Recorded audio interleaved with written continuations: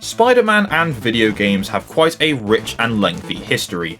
In fact, it was as early as 1982 that the web slinger first appeared in a video game. Fast forward 8 years to 1990 and Spidey would appear in his first handheld console video game for the Game Boy. And that is what we are taking a look at today. Spider-Man's handheld video games throughout the years, starting with The Amazing Spider-Man for the Game Boy in 1990, going all the way up to The Amazing Spider-Man 2 for the 3DS in 2014. We will work our way up from console to console across the years, starting with the original Game Boy. So our very first game is The Amazing Spider-Man, a game actually developed by Rare, the people who brought you Banjo-Kazooie and all sorts of iconic games, including most recently Sea of Thieves. It was published by Nintendo in Europe and LJN in North America, and released in July of 1990. This is a very simplistic side-scrolling action game. Now, I'm just going to spoil something for you for the Game Boy entries. None of the Spider-Man games on Game Boy are particularly good, to be honest with you. But that doesn't mean there isn't good things about them. So the plot goes as follows. All of Spidey's villains have discovered his secret identity, and in doing so have kidnapped his wife, Mary Jane. The game features several boss fights including Mysterio, Hobgoblin, Scorpion, Rhino, Doc Ock, and of course Venom, as you fight your way through to try and save Mary Jane. This game honestly feels like a port of an arcade game instead of being its own thing. You have 3 extra lives and 3 continues, and if you run out of these, that's it, you have to start the entire game again. You literally turn the game on, press start, and play. There's no password or save system, there's no options, there's no cheat codes. You just play the game, and that's it. Very simple times. Movement is quite slow, to be honest with you. Jumping about is also quite awkward, and Spider-Man walks around like he has a hunch. However, the combat, whilst very simplistic, is actually alright. There's some whack hit detection here and there. Sometimes enemy attacks feel very unfair against you, but when you are throwing punches, it does feel quite satisfying. Most of the game takes place in a side-scrolling platforming setup, but there are a couple of segments where you are crawling vertically instead. And honestly, these sections are where the game shines the most. There is stuff being thrown down at you, you have Spidey's spider sense to know when to get out of the way, you can punch people through the windows as they try and stop you, and then you have to crawl to the top and hop into whichever building you're climbing. Honestly, it's actually pretty cool. The game does also feature web swinging. It's not particularly well done and feels very janky, but it's still pretty cool to see pulled off. Now, in terms of critical response, it's hard to find very much about this game because of how early it released. There are some user reviews here and there, so to take some from game FAQs, we have quite a low range of scores here. There's quite a few 1 out of 10s, a couple of 2s, and a couple of 3s, with one person giving it a 6. I mean, this isn't the most offensively bad game that's released for the Game Boy, but it certainly doesn't do Spidey any justice. Anyway, so our next game is the aptly titled The Amazing Spider-Man 2, or if you're in North America, just Spider-Man 2. This one was developed by Bit Studios and was published by Acclaim Entertainment. The game released in 1992, and the story this time follows a group of supervillains, some of which were in the first game, framing Spider-Man for a bank robbery. For some reason. These villains include the Hobgoblin, Lizard, Graviton, Carnage, and Mysterio. In terms of gameplay, it's fairly similar to the first Spider-Man game for the console. It's had a little bit of an upgrade. Visually, I think it looks a little bit nicer, there's a bit more going on. Instead of just battling thugs, there are objects to collect to solve puzzles, as well as doing the crime fighting. So there's a bit more to this game. You can hop inside different buildings, climb through elevator shafts and vents, and just explore a little bit more than you could in the previous game.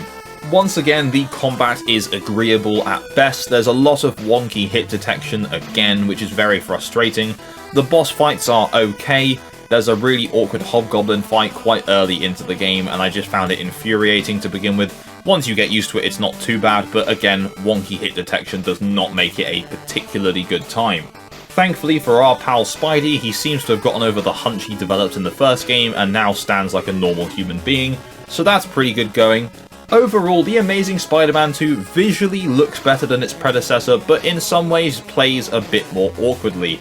Movement feels a bit jankier than it did before, and I'm not actually sure how that was possible, but trying to crawl around buildings is very hard work. At times, Spidey feels completely unresponsive to what you're pressing to tell him to do, and it does get quite infuriating. Now, in terms of critical response, there's a little bit more documentation about reviews for this game at the time, with various different outlets giving various different opinions. Nintendo Power gave it an 11 out of 20, such a random scoring system. Power Play gave it a 44% out of 100, and some establishments such as Consoles Plus gave it as high as 98%. I wonder if they played the same game. Anyway, the reviews for users on Game FAQs, again, quite low, a couple of 2s and a 3 out of 10. It's not the best game ever, again, it's not the most offensively bad thing for the console, but I wouldn't waste your time with this. There are much better Spider-Man handheld games we're covering in this video. Now, before we continue any further, if you're a fan of Spider-Man video games, licensed tie-in games, then this channel will be perfect for you, so why not hit that subscribe button and tap the bell for notifications of my future uploads. Anyway, let's get on with the video. So our next game is The Amazing Spider-Man 3 Invasion of the Spider Slayers. Quite a long name. And in North America, just dropped the amazing part and was just called Spider-Man 3 Invasion of the Spider Slayers. This game was once again developed by Bit Studios and was published by Acclaim Entertainment and released a year after the previous Amazing Spider-Man game in 1993. It loosely follows the comic book storyline of the same name, with Spidey being attacked by a variety of high-tech Spider Slayers. The game also features various different Spidey villains such as Electro, Scorpion, and at the end, Alistair Smythe. This game is essentially a slight improvement on The Amazing Spider-Man 2. It keeps the mix of combat and puzzle gameplay whilst improving on it just a little bit. This still isn't a perfect game by any sense of the imagination, but it's certainly an improvement on the previous. In terms of controls, Spider-Man controls fairly well, with Spider-Man now being able to run instead of just slowly ambling from point A to point B. Hitboxes in terms of combat have been fixed a little bit. There's still some janky moments because of course this is an old licensed Game Boy game, but it's certainly an improvement. The first level of the game just throws you in and tells you to just defeat 20 thugs in the park, and once you've done this, the story actually properly gets going. Once again, you can web swing. It doesn't really work very well and feels very awkward, and sometimes you end up just swinging in a loop. It's not the greatest, but it's kind of funny to look at. Spidey himself doesn't look too bad, and the game in terms of graphics looks alright overall as well. To be honest, you could pretty much just interchange any 3 of these Amazing Spider-Man games with each other and you wouldn't really notice too much difference. This one's definitely better than the previous 2 and looks better, but really all 3 of these games are kind of write-offs. But we do have to be a little bit forgiving because of how old these games are and on the console they're on. Now again, there's very little critical information about this game's review scores.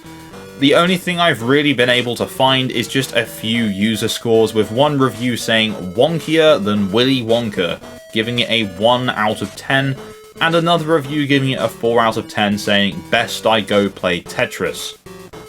So yeah, I mean none of these games have particularly good user scores to be honest with you. So our next game is Spider-Man and the X-Men in Arcade's Revenge. The game was released on the Super Nintendo Entertainment System, the Sega Mega Drive, the Game Gear, and of course the Game Boy.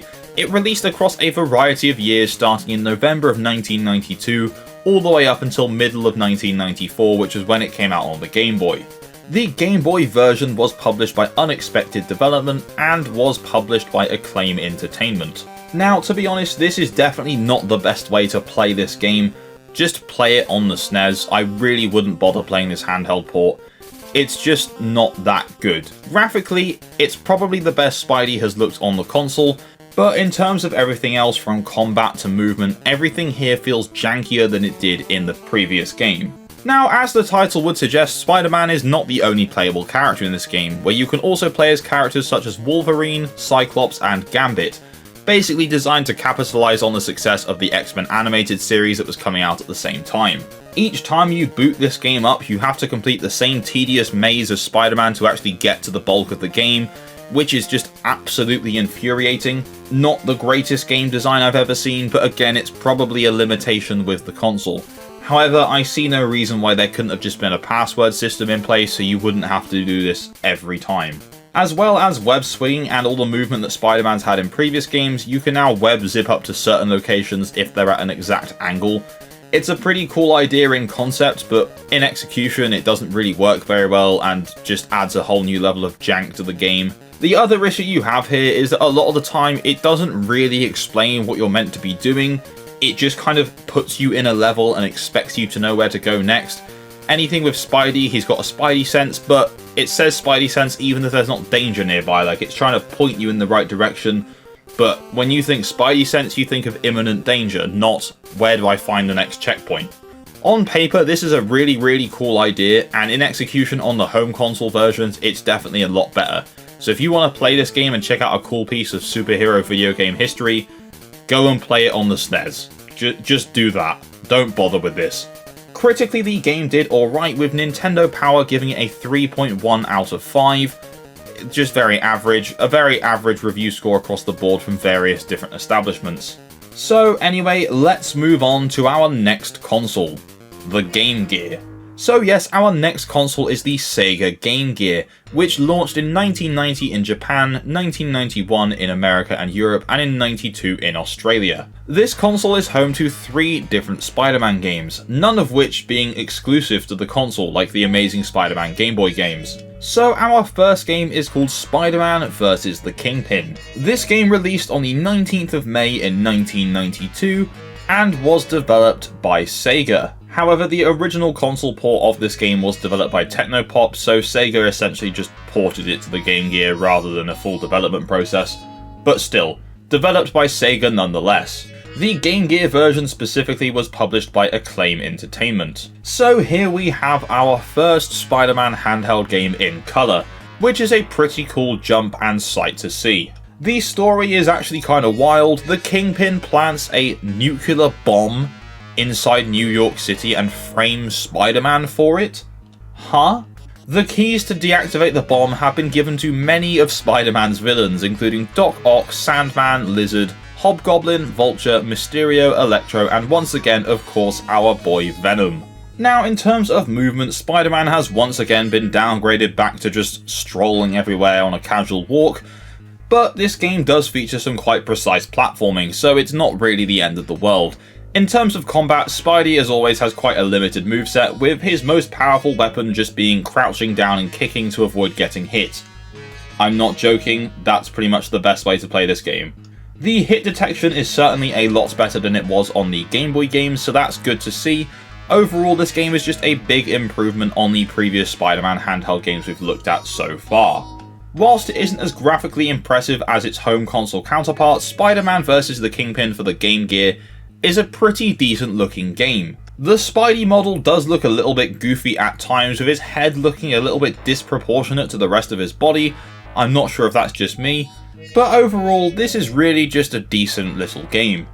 It's not a particularly long game. In fact, if you get through the game without much difficulty, you can finish this in like 20 minutes, but you get 20 minutes of pretty good entertainment. The only things really letting this down is just some slightly clunky controls, and again, a lack of password or saving feature, so if you quit out halfway through, you're going to have to redo that whole half before getting to the rest of the game. Now, interestingly enough, this version of the game features a cameo that the original console version did not, and that is from Doctor Strange, which is pretty cool. It's just in a little text-based cutscene, but still cool nonetheless. Now, in terms of critical response, there isn't very much to say about the Game Gear version. I've been able to find very little about this, except it's just a fairly difficult but pretty average port of a pretty good game. The home console version of this game was such a commercial success that it single-handedly convinced Marvel to not cancel the licensing deal they had with Sega, and a later version of the game would even go on to inspire sections of the Spider-Man 2 movie tie-in game. So it's got a pretty cool legacy. Okay, so next up we have Spider-Man Return of the Sinister Six, developed by Bit Studios and again published by Acclaim Entertainment. This one released on the Nintendo Entertainment System, the Sega Master System, and of course, the Sega Game Gear. The Master System and Game Gear ports came out in 1993. Now again, this is another side-scrolling Spider-Man beat-em-up because there wasn't really much else option at the time, and as the title suggests, features Spider-Man vs. the Sinister Six. There's no real deep plot to this one, except Doc Ock is trying to take over the world and asks for the help of the Sinister Six, and Spidey has to stop them. That's pretty much it. It's pretty much the standard Spider-Man side-scrolling platforming experience we've come to expect now, and every now and then, occasionally you have to find an item to continue, such as a detonator or a key to get through a door. Now, personally, I would argue that this game actually looks worse than Spider-Man vs. the Kingpin, with the Spider-Man model looking almost meme-worthy. I mean, it's visually appealing with a lot of cool high-contrast colours, but I just think the Spidey design in this game is just rubbish. In terms of gameplay, this is identical to the Master System version, it's just slightly harder because the screen is a lot smaller, and you can't sometimes see where you're jumping ahead. However, on the plus side, Spider-Man can once again run, so that's one good thing. Jumping and moving feels quite fluid, combat's still clunky with some slightly wonky hit detection, but that's what we've come to expect from the 90s era of Spider-Man platforming games. Now again, in terms of critical response, it's been very hard to actually find anything about this game, but a Sega magazine from here in the UK gave this a 79 out of 100, which is pretty good going. To be honest with you, this is a fine game, with some weird design choices in terms of its presentation, but overall it's pretty good.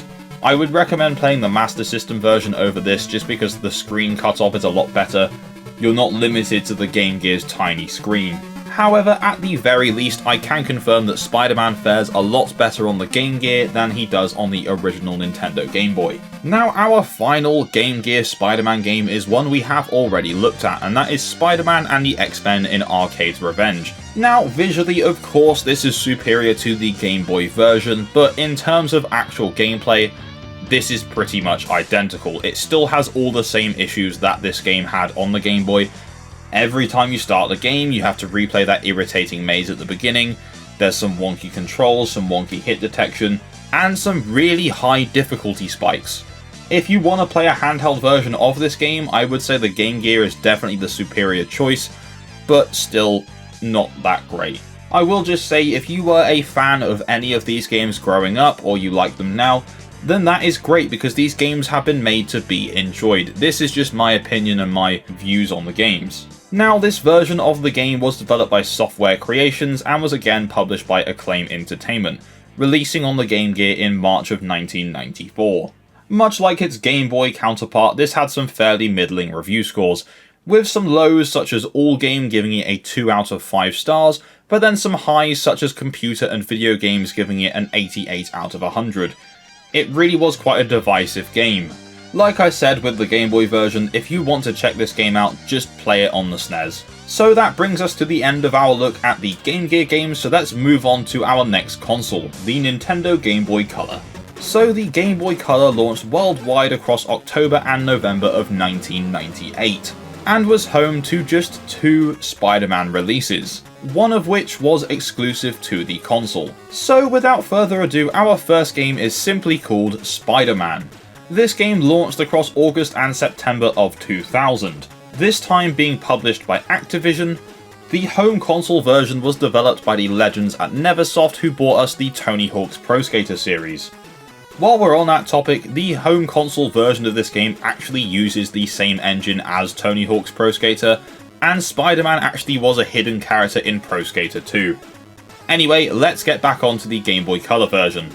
So the Game Boy Color version was actually developed by our friends at Vicarious Visions, who have developed many Spider-Man handheld games. So the first thing I'm going to say about this game is, thank God we finally have some fluid movement in a Spider-Man handheld game. Web swinging feels nice, you move quickly, there's some fairly decent wall crawling as well.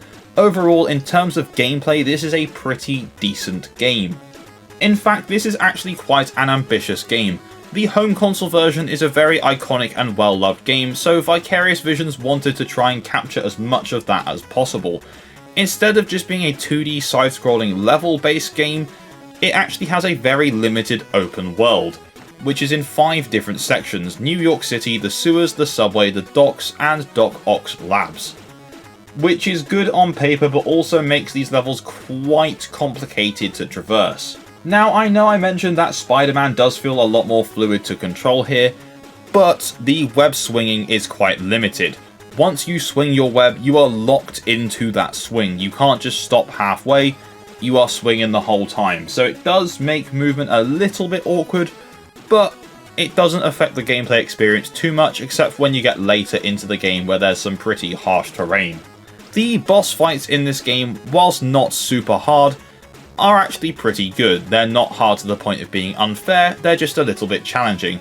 In fact, to be honest, the most deadly thing you're going to face in this game are random birds. No, I'm not joking, there are random birds that can just fly about and hit Spider-Man as you're swinging. And it's not like they just fly into you, they're purposefully attacking you. In terms of story, this pretty much follows the rough plot of the main console version, just with a few small changes and a little bit watered down.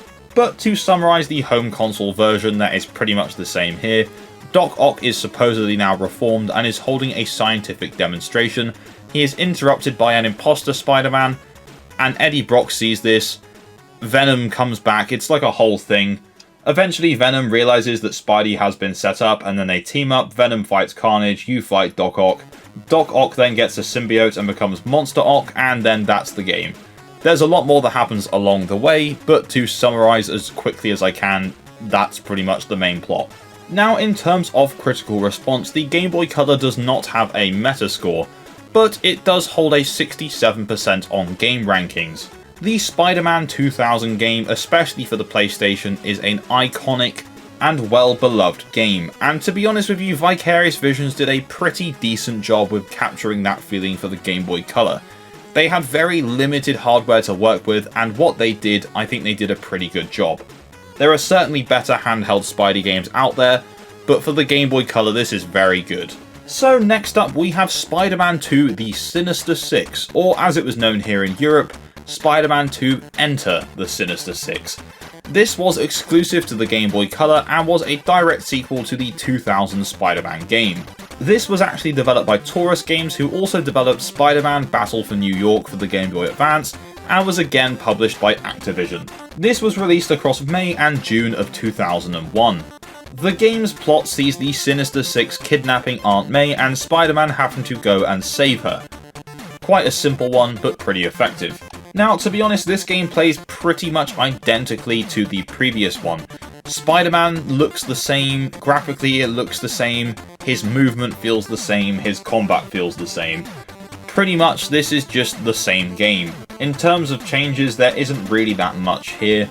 You've got a bit of a better display of Spider-Man's health and lives, but other than that, there's not really much else to say about Enter the Sinister Six. Much like quite a few other Spider-Man games, the primary focus here is fighting thugs and then fighting bosses, but there are also sections where you have to find keys or activate specific switches before proceeding on with the level.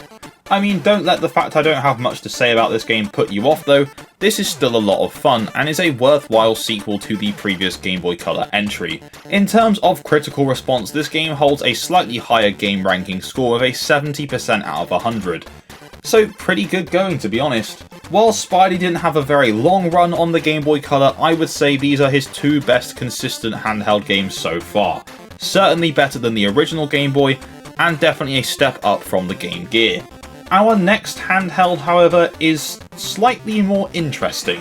So our next console is the Nokia N-Gage. This is certainly a console that existed.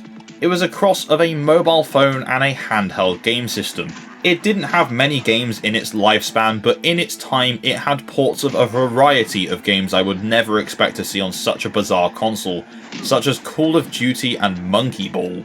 I'm not going to dive any deeper into the N-Gage right now because that's a whole video by itself, so let's discuss the one Spider-Man game that released for the console, and that is Spider-Man 2, as in the movie tie-in game. So the N-Gage version arrived in July 2004 and was developed by Digital Eclipse, who also handled the GBA version of this game. So I'm just going to come out and say it, this game is just a bit weird.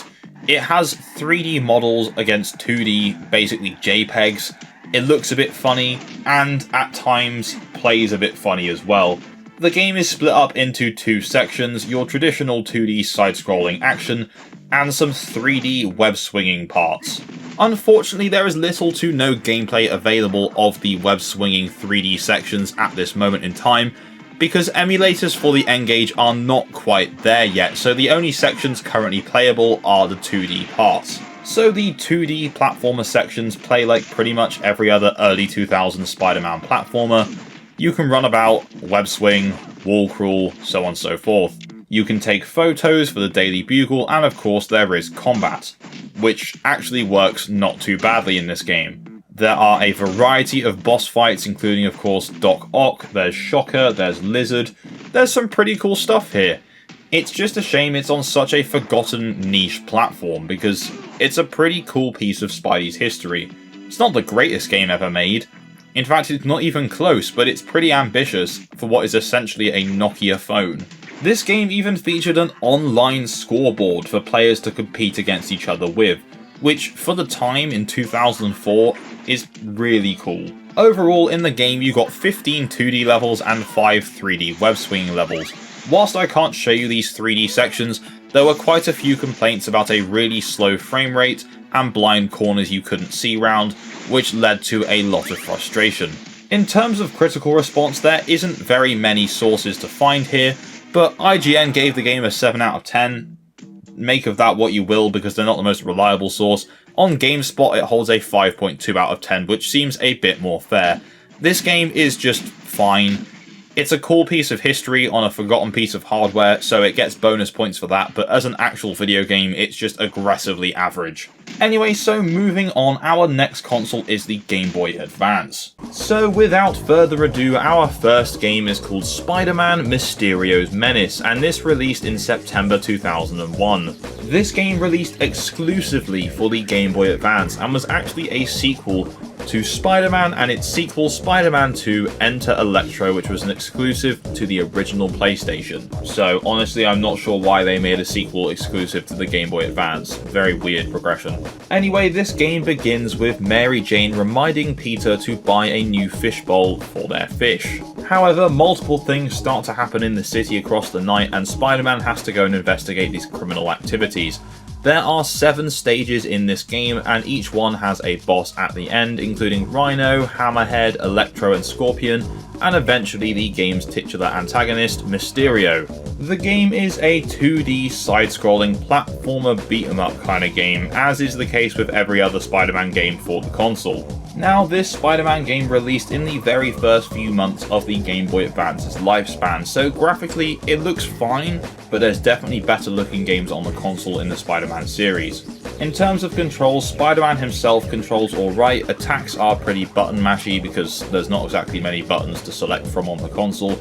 And the only thing that really winds me up is there's a bit of awkwardness when trying to handle wall crawling. Getting on and off of this can be really difficult. Now, the web swinging, although you don't need to use it that much, is fine. There's no real control of it. You just hold the button in the way you want to go and he will swing a predetermined amount, and that's kind of it. The animation looks nice as you do it, but other than that, there's not really anything good to say about the web swinging. Now, I did find this game a little frustrating, but overall, to be honest with you, it's a pretty good game. Yes, there's a steep learning curve, but for the time period that this game released, it looks solid, it plays pretty solidly. It's just a shame that it is very short. Now, in terms of critical response, Spider-Man Mysterio's Menace actually holds one of the higher critical responses we've seen to a Spider-Man handheld game on the channel, with a very nice 84 out of 100 Metascore and a 7.7 out of 10 user score, with reviewers praising pretty much what I've already said. Decent visuals, pretty solid gameplay. Pretty much this is just a decent game for the Game Boy Advance. Certainly is not my favourite Spider-Man game on the console, but to be honest, it's pretty good. So let's get on to the next game. So next up we have the aptly titled Spider-Man, which released in 2002 for the PS2, GameCube, Xbox, Windows PCs, and of course the Game Boy Advance. Now, every version of this game except the GBA version was developed by Treyarch, but the one we're looking at today was in fact developed by Digital Eclipse. These guys were mostly known for developing emulations of arcade games for the Game Boy Color back in the 90s, and then eventually also handling multiple licensed tie-in handheld ports. Even to this day, Digital Eclipse is known for bringing old games back forward to modern consoles, with lots and lots of different compilations of old arcade and console classics, including the Disney classic games Aladdin and Lion King, the Mega Man Legacy Collection, the Disney Afternoon Collection, and most recently as well Tetris Forever, which is that compilation but also kind of documentary about Tetris.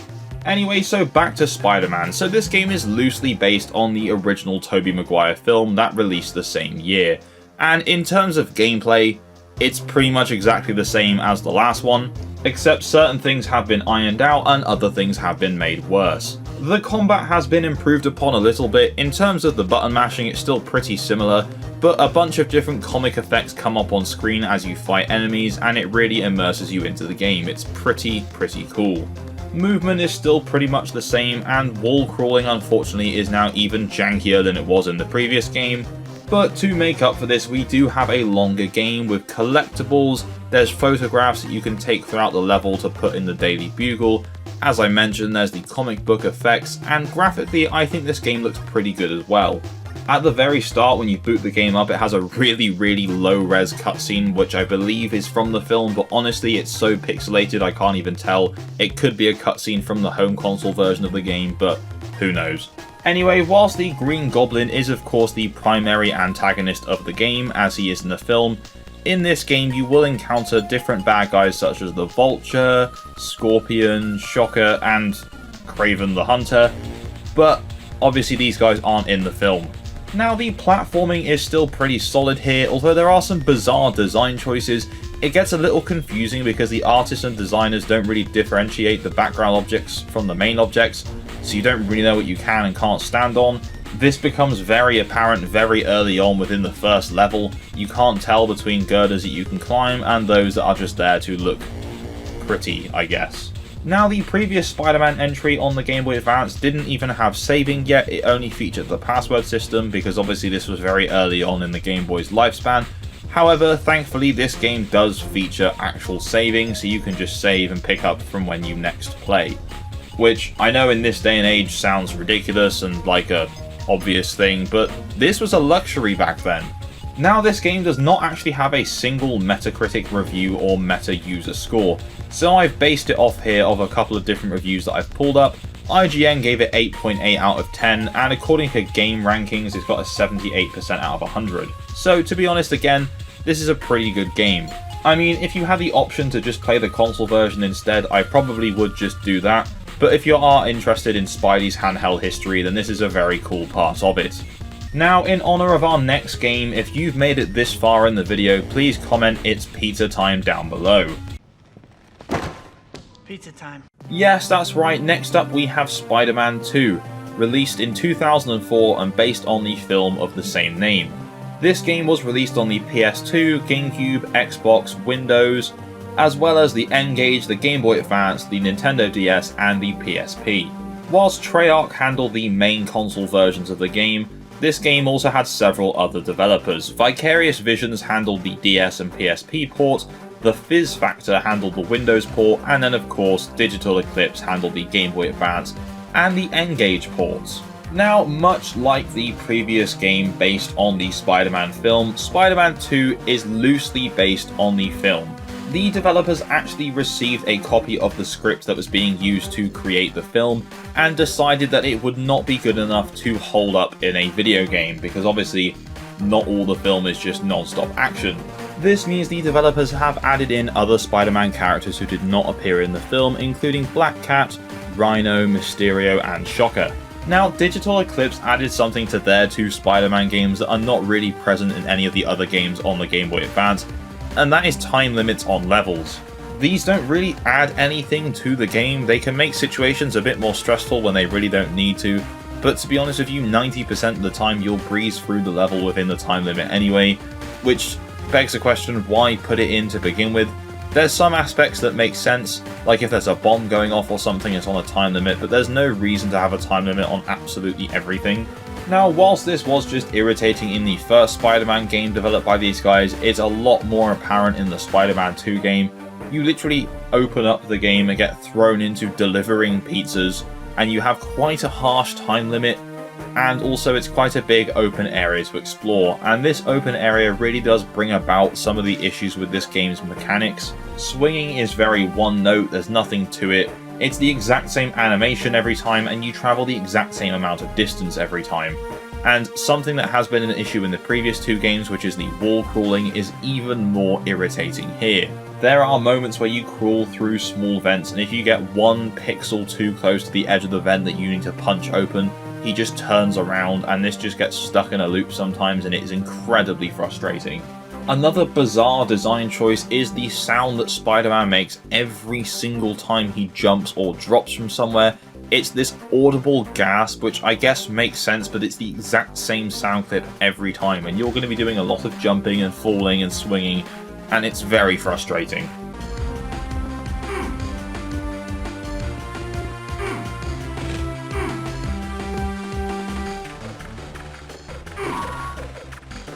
Now, for the most part, this game is again a 2D side-scrolling beat-em-up platformer with a few small 3D segments, which aren't that good.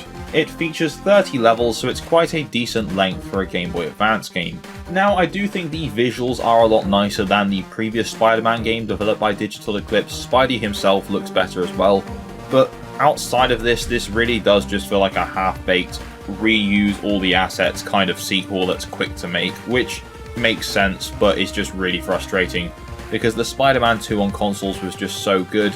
This just flails in comparison. In terms of critical response, Spider-Man 2 for the Game Boy Advance holds a 65 out of 100 score, which still isn't terrible, but is significantly lower than its predecessors, which I think pretty much tells you all that you need to know. So next up we have Ultimate Spider-Man, which released in 2005. Now, the home console versions were developed by Treyarch once again, but the handheld versions this time around were handled by Vicarious Visions. They developed both the Game Boy Advance port and the DS port. Now, to be honest, the biggest changes from the previous Spider-Man games for this are the graphical style and the way Spider-Man moves. As you can see, this game maintains its home console and DS counterparts' cartoony comic book cel-shaded style, and it actually looks pretty good considering it's a Game Boy release. So the story is pretty much exactly the same as its comic book counterpart, allowing you both to play as Spider-Man and Venom. However, the Game Boy Advance version only features 3 different villains, and one of those you can't even fight because they get defeated beforehand. So you can fight Silver Sable and Carnage, and Shocker is in the game, but he is defeated by Silver Sable before Spider-Man gets to him. Whilst the console, PC and Nintendo DS version of this game allows unlimited web usage, this version features a limited supply of the web fluid, which means you have to pick up webs which are typically dropped by enemies after you defeat them. This game is a lot more linear than the previous 2 Spider-Man releases on the console, with a compass or arrow guiding you around the map to show you where you need to go next, which I think is a lot better than just hopelessly looking around trying to find the next objective. This game does once again feature a countdown, time limit kind of thing, but in a much lesser capacity. So if your next objective is to disable the bomb, the compass in the top middle of your screen will have a little countdown around it to show how long you have left before the bomb explodes, which makes a lot more sense than just time limiting the entire level. The Game Boy Advance version is split up between 7 issues, which each have 3 levels in. So it's not a particularly long game and there isn't much replay value, but what is here is pretty damn good. I was a huge fan of Ultimate Spider-Man for the DS, and I'm planning on playing the Ultimate Spider-Man console version as well for its 20th anniversary this year, so look out for a video on that coming soon. So perhaps due to my love of this game already, I might be a little bit biased, but this is one of my favourite Spider-Man games for the Game Boy Advance. It's not perfect, but Spider-Man plays a lot quicker, he moves faster, the graphics are nicer. I just think this game is better overall. In terms of critical response, this actually has the lowest review score out of the Spider-Man Game Boy Advance games so far, with a 62 out of 100, which still isn't terrible, but isn't that great either. The few reviews that I have read on this game pretty much say it's exactly the same as the previous ones, but does have some frustrating combat. Which I can confirm, there are some frustratingly broken AI in this game that just do not relent in terms of their attacks. But if you can look past that, this is a pretty good experience. Okay, so next up we have Spider-Man Battle for New York, which is a direct prequel to the Ultimate Spider-Man game. Whilst Ultimate Spider-Man was pretty much available on every platform at the time, Battle for New York was exclusive to the Game Boy Advance and the Nintendo DS. Obviously at this point we were still in the weird transition period between the Game Boy Advance and the Nintendo DS, because up until a certain point, Nintendo had stated the DS was not meant to replace the Game Boy Advance, but rather expand on it, which we all know what actually happened. Anyway, there isn't much notable to say about this game. It looks pretty much exactly the same as its predecessor. Spider-Man plays almost exactly the same as he does in the previous one, and this time instead of getting to play as Venom, you get to play as the ultimate version of the Green Goblin, which is essentially a giant green goblin-esque Hulk. The design for the ultimate version of Green Goblin has grown on me over the years because I really didn't like it when I first saw it, but to be honest, it's actually alright. The story pretty much goes as Norman Osborn finding out Spidey's identity, he tries to recreate the process on himself, and then just turns himself into this horrendous goblin creature. And then he wants to create a goblin army, and Spidey has to stop him. It's pretty much exactly the same plot as The Amazing Spider-Man with the lizard creating lizard people, except with goblins. This version is basically just a dumbed-down version of the Nintendo DS game, where they've had to subtract obviously the touchscreen minigames, and of course features that were exclusive to the DS's second screen. So on the DS port, there are 4 special moves which are controlled via the touchscreen, which are just completely absent from this game, because I guess there would be no way to incorporate that into a single-screen Game Boy Advance. Now, personally I had no problem with this game, but in terms of critical response, this is by far the lowest we've seen yet. Whilst it doesn't have enough critical reviews on Metacritic to get a proper score, the 3 reviews that it does have are not very good at all, the highest score being 45 out of 100, with the lowest being 37. All of these just saying that it's bland, difficult, short levels, and just really bad hit detection. I personally didn't find the hit detection that bad, but I do understand that this is essentially just a carbon copy of the Ultimate Spider-Man game, but worse. If you have to play a version of this game, play the DS version, because it's much, much better. Okay, so for our final Spider-Man game for the Game Boy Advance, we have Spider-Man 3, which is based off of the film of the same name. Now, I had the home console version of this, the 360 one to be precise, and it wasn't fantastic, I'm not gonna lie. It was okay, and when I played the DS version, I didn't really like it very much. So basically what I'm saying is I didn't have particularly high hopes going into this. Anyway, Spider-Man 3 released in 2007 for the PS2, PS3, the Xbox 360, Windows, the Nintendo Wii, Game Boy Advance, the DS, and the PSP. Whilst Treyarch handled the current gen main console versions, so the PS3 and 360, Vicarious Visions handled all the others except the Windows port. Because at this point Vicarious Visions had done a lot of work with the Spider-Man IP, so they knew what they were doing.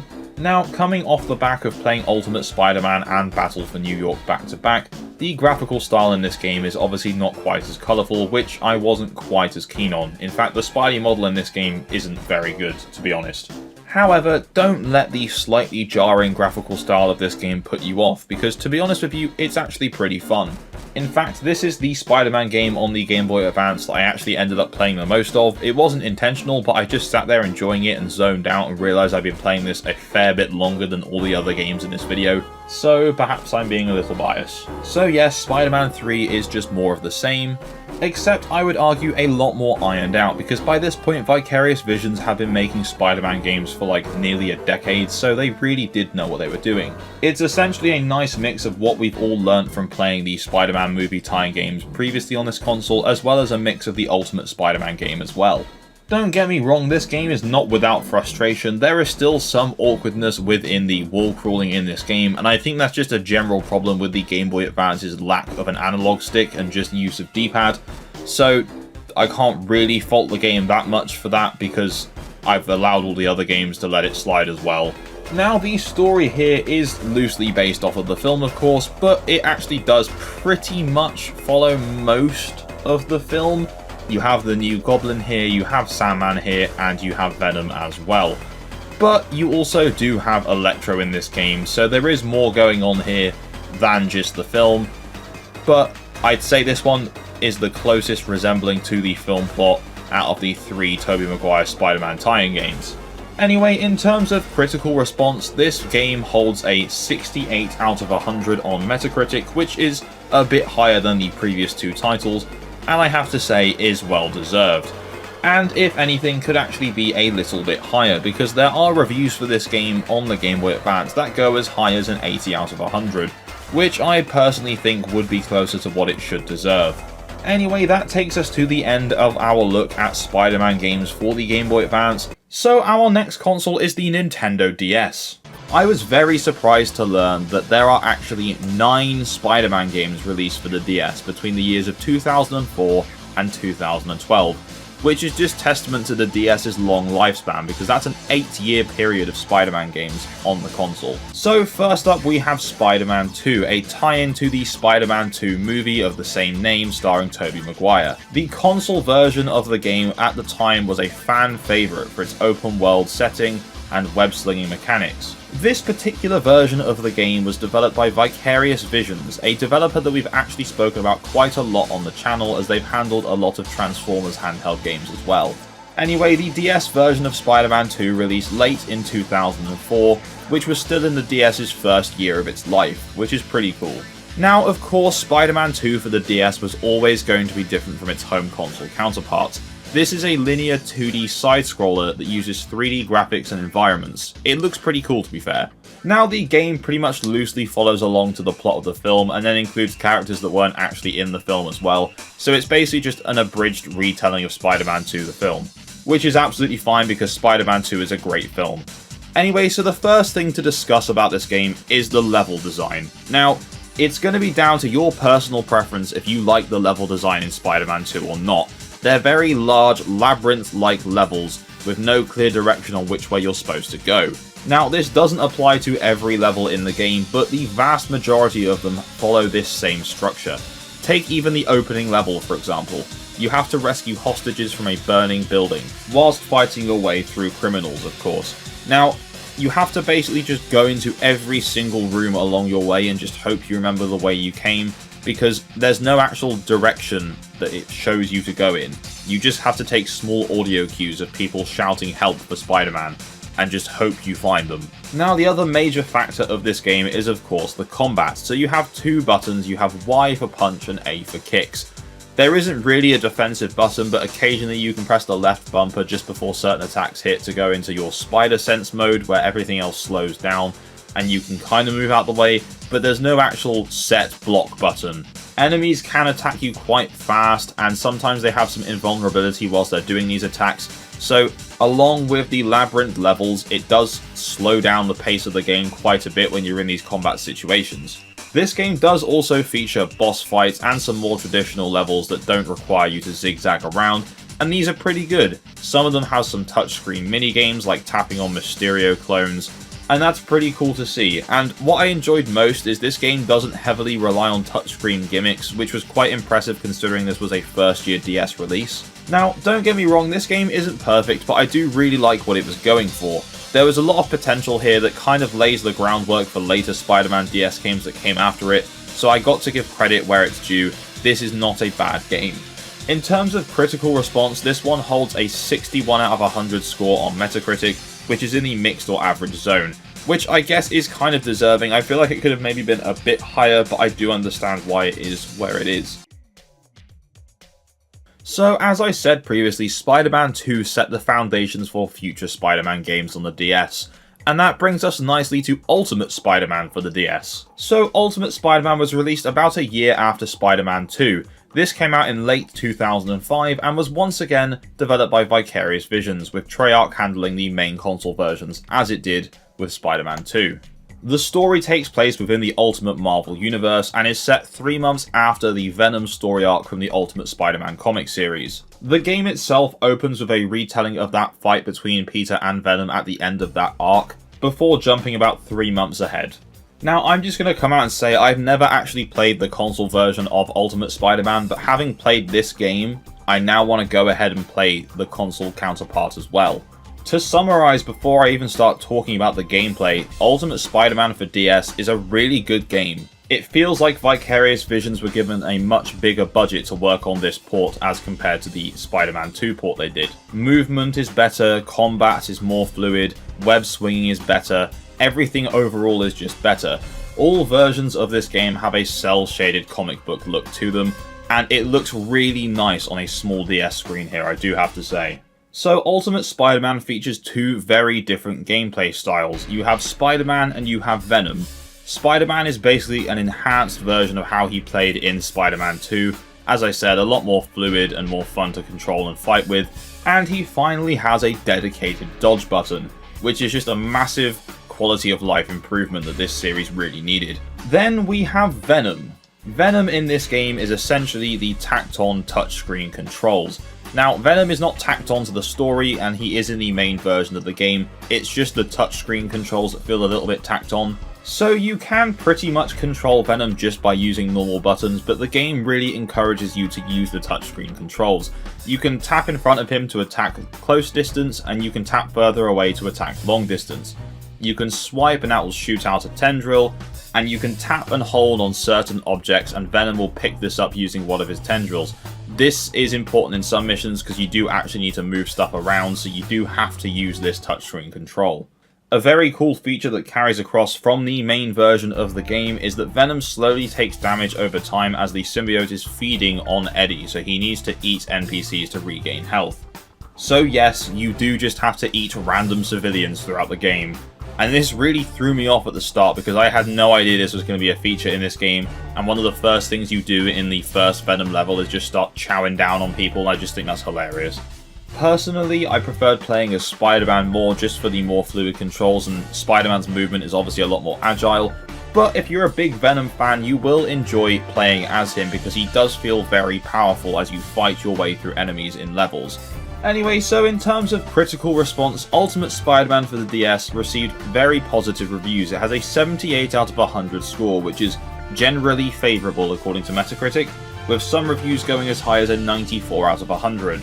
The user score for the game is a bit lower, it's a 7.2 out of 10, but still very good, especially compared to some of the other games we've looked at on this channel.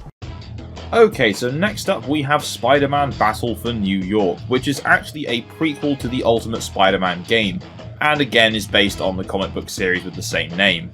Spider-Man is once again the main playable character, but you can also play as the Green Goblin.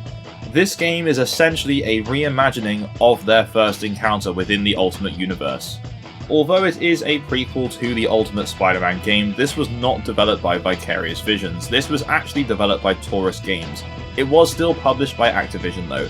This was released in late 2006 for Game Boy Advance and Nintendo DS. So this game has no main console counterpart to compare it to, it is just the GBA and DS versions. The plot essentially follows Norman Osborn discovering Spider-Man's identity and how he gained his powers, so he tries to recreate this process and then turns himself into the Green Goblin. And then he tries to use it on other people and creates a Goblin army. That's the plot, basically. To summarize, this game is basically just more of the Ultimate Spider-Man game, but honestly not quite as good. There are some tweaked controls, including Y now being kick instead of the web, but you can't remap it, so you're stuck like that, so if you play them back to back it can be a bit confusing. There are also less special moves to use, and instead of actually telling you what the move does, the bottom screen just shows some little stills of Spidey doing part of the move.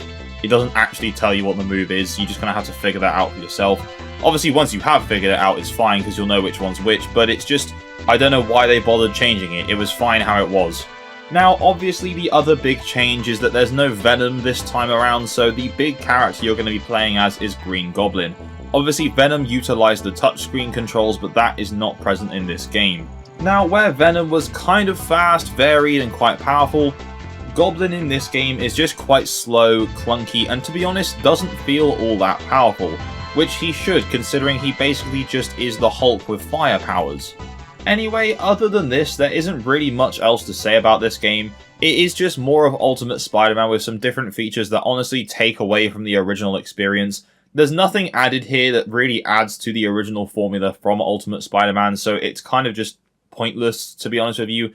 It's just a game that's there, it's fine, but I just can't recommend it over Ultimate Spider-Man. Just play that and pretend this one doesn't exist.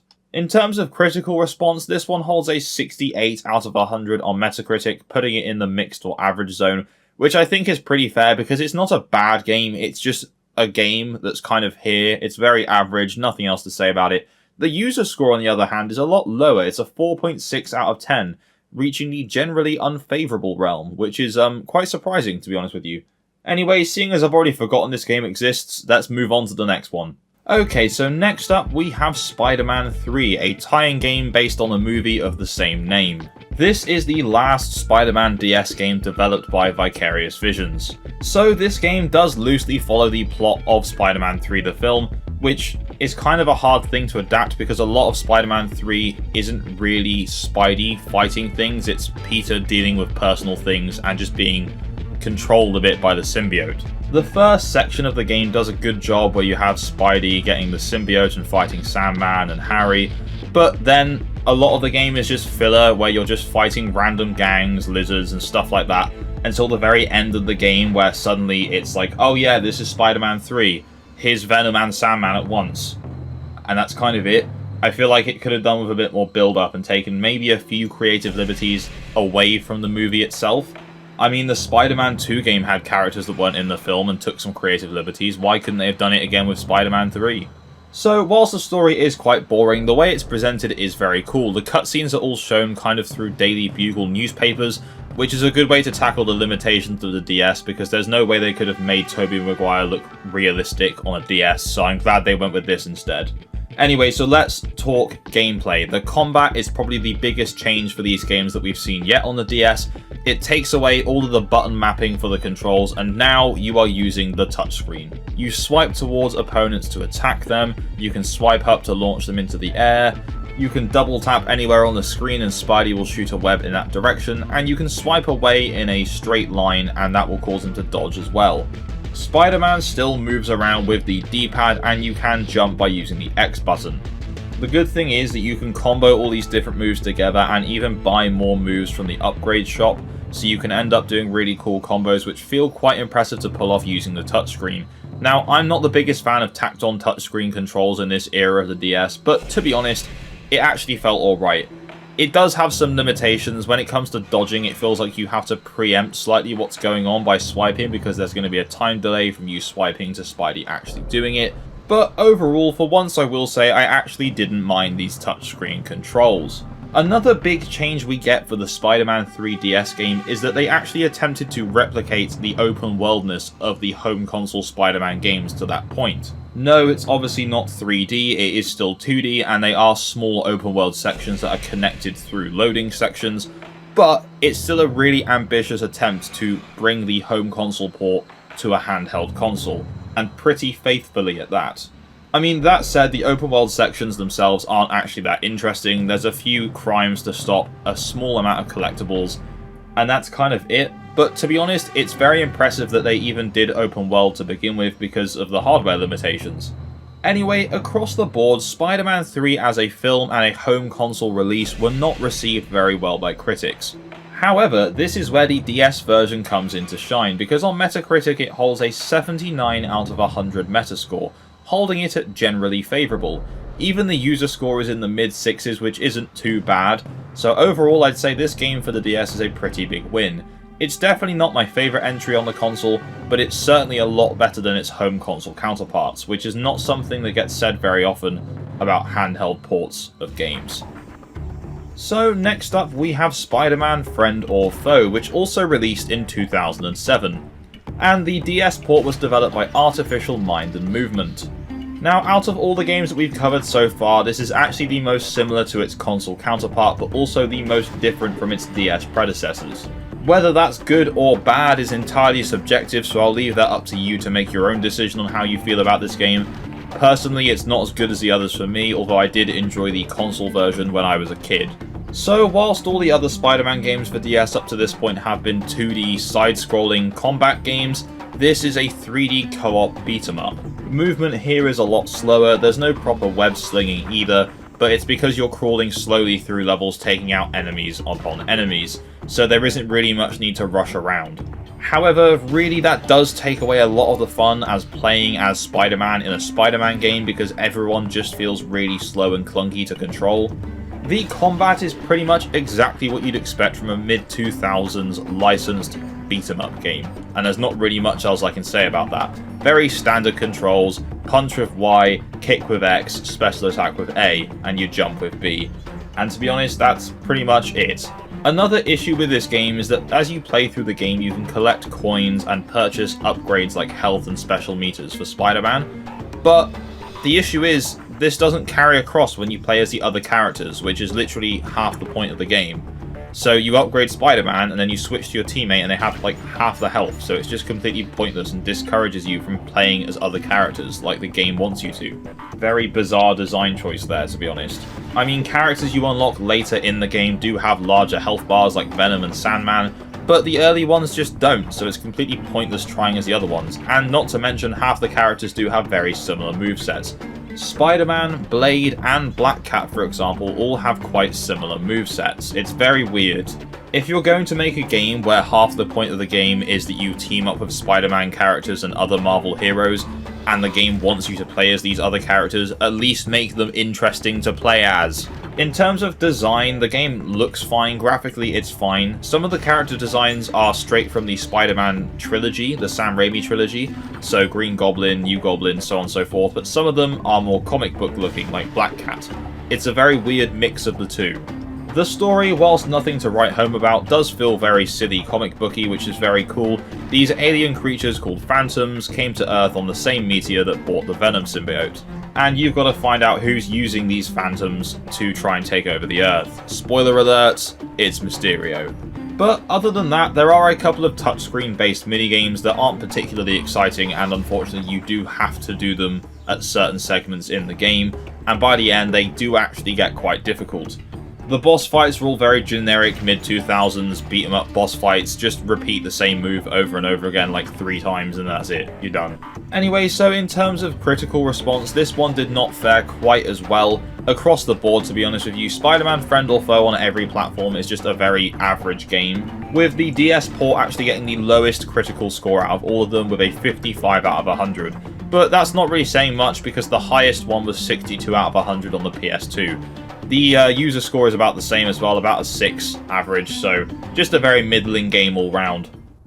Okay, so moving away from the middling averageness of Friend or Foe, we now have Spider-Man Web of Shadows.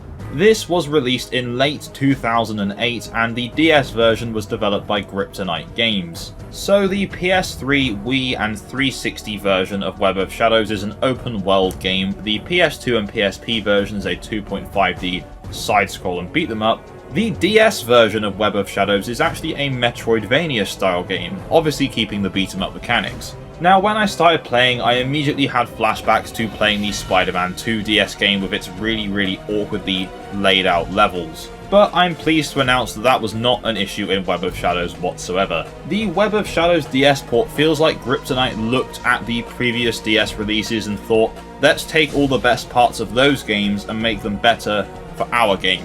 The general concept of the Metroidvania type levels from the Spider-Man 2 DS port was a really cool idea, it just wasn't handled very well. Here it's handled a lot better. Then they took the general control scheme from Ultimate Spider-Man and the much more fluid and comboable, is that even a word?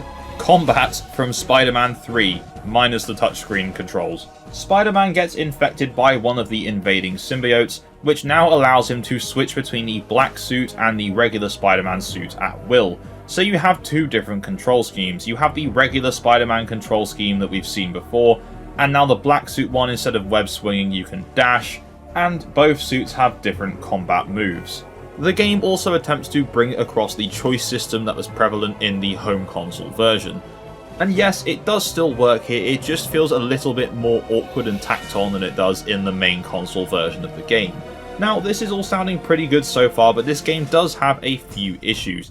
The biggest issue for me is that obviously this doesn't want to be a short game, so there's a bunch of unnecessary padding added in about halfway through, which is just a lot of backtracking, then locking you in a room with a bunch of enemies that keep respawning, and it actually gets quite difficult because it's just complete luck depending on what enemies you're going to get. And in these situations it can be very overwhelming and quite challenging to overcome them because there's so many different enemy types you could encounter. Now, an argument could be made that I could have spent ages and ages learning and practicing every enemy's moveset to dodge them perfectly, but in a situation where I'm being overwhelmed, I'm not going to think about that. I'm just going to panic and button mash, to be honest. But other than these random difficulty spikes with locked rooms, this is a really good game.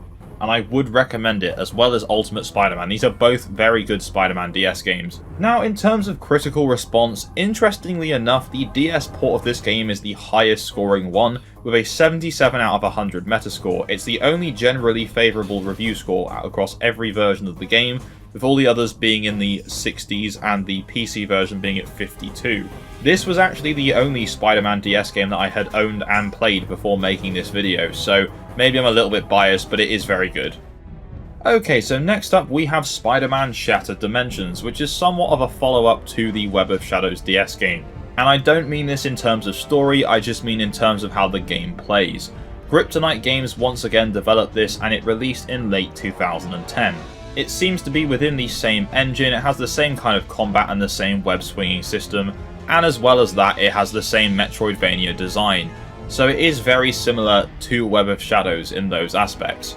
Now, the big gimmick of Shattered Dimensions was this Spider-Verse thing they had going. Now, obviously this was before the Spider-Verse films, but in the main version of the game you had the current Spider-Man, which we'll call Amazing Spider-Man, then you had Spider-Man 2099, Spider-Man Noir, and Ultimate Spider-Man. But for some reason in the DS version of the game there's no Ultimate Spider-Man, it's just Noir, 2099 and the regular one. Now, the home console version of the game has you playing as these 4 different characters in their own respective worlds, which is still the case here, but the gameplay styles for each of those in the home console version is quite different, whereas here that's just not a thing. Aside from them all having slightly different movesets, for example 2099 can glide, they're all pretty much the same. The whole point of Spider-Man Noir in the home version was that he wasn't the best in combat, so you relied on stealth. That just isn't really a thing here. The levels themselves still look like the respective characters' homes, like the futuristic city of 2099 and regular New York for Spider-Man, but Noir's levels just kind of look ugly. They just have this weird filter over the screen to make it look a bit older, but other than that there's no real work put into it like there was in the home console version of the game. Nothing too stylistic or anything like that, just really kind of average looking. There is also a mini game that you have to play on the touchscreen to swap between characters in between levels, and it's just really annoying after you've done it like twice. It just gets really old really quickly. Now, Kryptonite did address one of the biggest issues with the previous game, and that was the difficulty spike. So now there are 2 separate difficulty settings, one for combat and one for exploration, which is something I don't think I've ever seen before in a DS game, so that's kind of cool. Adjusting the exploration difficulty basically just removes or adds waypoints and markers for you to easily see where you're going next, or if you don't want that, you just turn the difficulty up and you just explore by yourself and naturally progress and find objectives. That's kind of it. Combat difficulty is fairly self-explanatory, it just tones down the difficulty of the enemies you're fighting. But it's very cool that that's an option, because that was the biggest issue with Web of Shadows DS. Sadly, although the premise and story is very cool in the home console versions of the game, it's just quite boring here. A lot of the cutscenes and things that are quite integral to the plot of the story are just not in this game. So a lot of the world building and character building that you get in the home versions just isn't here, so the payoff at the end, where all the Spider-Men thank each other for helping each other out, just feels kind of pointless, because you feel like you've just been on 3 completely different adventures with 3 different characters that aren't really connected, not in the same sense that that was in the home console version. It's hard to say really where I'd rank Shattered Dimensions among the other DS games, because it does improve on a lot of what Web of Shadows was going for, but on the other hand it also feels like a step backward with some of the other mechanics it implements. It's a bit of a weird one. It's still a good game and definitely worth checking out, but I would recommend Web of Shadows over this personally. Anyway, the DS port of this game critically received a 73 out of 100 score on Metacritic, which puts it in the mixed or average, which is a bit lower than its predecessor, but that's okay, it's still good. The user score is generally favourable with an 8.2 out of 10. Okay, so next up we have Spider-Man Edge of Time. This game is a standalone sequel to Spider-Man Shattered Dimensions and released late 2011. Unlike the previous couple of DS games, this was not developed by Kryptonite, it was actually developed by Other Ocean Interactive. Now, immediately one of the bigger changes here is there's no longer 3D character models, they are now 2D sprites. And as was the case with every version of Edge of Time, there were only 2 main Spider-Men this time, and that is the Amazing Spider-Man and Spider-Man 2099. Now, the big gimmick of Edge of Time is in the title, it's all to do with time. What you do in the past as Peter affects what happens with Miguel in 2099. Of course, some things just make completely no sense, like Peter opening a door in present day, and then that same door still being open like 50 years later for a girl to walk through, or vice versa. So the time travel doesn't actually make sense when you think about it, but as a game mechanic it is very cool. Unfortunately, the combat takes a big step back from Kryptonite's versions of it, so it's not quite as fun here, doesn't feel quite as fluid or free-flowing, it's just back to being clunky like it was in the early games on the DS. Web swinging is still fine, but other than that, movement and combat just feels like it's taken a step back towards the original Spider-Man 2 DS game rather than all the improvements we've made over the other games. It's very weird. I think the biggest problem with this game is that it just feels very rushed. The home console version isn't exactly a masterpiece, but this just isn't really it. The art style is nice, it's nice to see some 2D sprites in a more modern-ish game. It kind of gives Spider-Man Game Boy Advance game vibes, which is not a bad thing, but overall, to be honest with you, I just can't recommend this game. In terms of critical response, Edge of Time for the DS did not fare very well at all. In fact, it has a solid 50 out of 100 overall, so barely into the mixed or average. If it had been any lower, it would have been negative. The user score is still actually an 8 out of 10, interestingly enough, so there are some fans of this game, but sadly, I'm not really one of them. It's not terrible by any means, but it's not the best one on the DS by far. Okay, so we are finally at our last entry, the final Spider-Man DS game to come out, and that is The Amazing Spider-Man, the movie tie-in game, based on the film of the same name. The game was released in June 2012 and was once again developed by Other Ocean Interactive. Where Spider-Man movie tie-in games before have kind of just set themselves roughly based on the film, this one is actually set after the film ends and picks up with Oscorp still doing the lizard research that Dr. Connors had started. So that's pretty cool. I do like when movie tie-in games continue the story of the film rather than just trying to replicate them in a usually worse way. Anyway, this honestly is quite similar to Other Ocean's previous Spider-Man game, Edge of Time. It keeps the 2D sprite aesthetic that that game had, it has some 3D environments, and is kind of Metroidvania-ish. So it's basically just the same as Edge of Time, to be honest with you. The combat is still clunky, the movement is still kind of It's not fantastic, it's not terrible, but there isn't really much else to say about it that hasn't already been said about Edge of Time. So in terms of critical response, The Amazing Spider-Man is probably the lowest reviewed one yet. It only has 3 responses on Metacritic, so it doesn't actually have an official score, but those scores are 40, 42, and 50, so it's got an average of mid-40s, which is by far the lowest for any Spider-Man DS game we've seen so far. Again, I don't think these reviews are particularly fair. It's not a bad game, there's just nothing special about it, it is just very average. I wouldn't recommend this over previous Spider-Man DS entries like Ultimate Spider-Man or Web of Shadows or something like that. Just play those ones, don't touch these late ones because they're just not worth the time. So our next console is the PSP. Now the PSP is home to 4 different Spider-Man games releasing between 2005 and 2008. Now, without giving too many spoilers, there are some pretty good games here, but there are also some pretty bad games here as well. So without further ado, let's go to our first game, and that is Spider-Man 2. So, most versions of Spider-Man 2 launched in 2004 around the same time the film of the same name released. However, the PSP version and some regions of the DS port did not come out until March 2005, and even as late as September 2005, which is over a year after the film released. This version was developed by our good friends over at Vicarious Visions, and we know by now that they've handled this IP for quite a while, so they know what they're doing. So I'm not going to beat around the bush, Spider-Man 2 on PSP is very average. It has some good moments, it also has some really awkward bad moments. This game reuses the engine that the original Tobey Maguire Spider-Man game used on consoles, and it also reuses a lot of the soundtrack and areas from that first game as well, and it's very obvious if you have played that previous game. So let's talk gameplay, and let's start off with the positives about the gameplay. The combat, whilst fairly generic, feels very good in this game. There are upgrades and different combos you can buy, which is a fairly common thing in these Spider-Man games, but overall, in terms of the actual fighting, it's pretty good. There's a scoring system which has also been taken from that first Spider-Man game, and again that works pretty well here as well. You are scored on combat as well as how much time it's taken you to complete the level. Now, whilst the game is not 3D open world, it does feature full 3D open environments within the levels, which you can swing around, crawl up walls, sometimes go through vents, and so on and so forth. Swinging is fine, it's okay, there's not really much necessity for it, so when you do it, it feels fine. Wall crawling, although a little bit janky at times, also works pretty well. You can hold the left bumper button to speed up Spider-Man's crawling as well, because otherwise it just feels incredibly slow.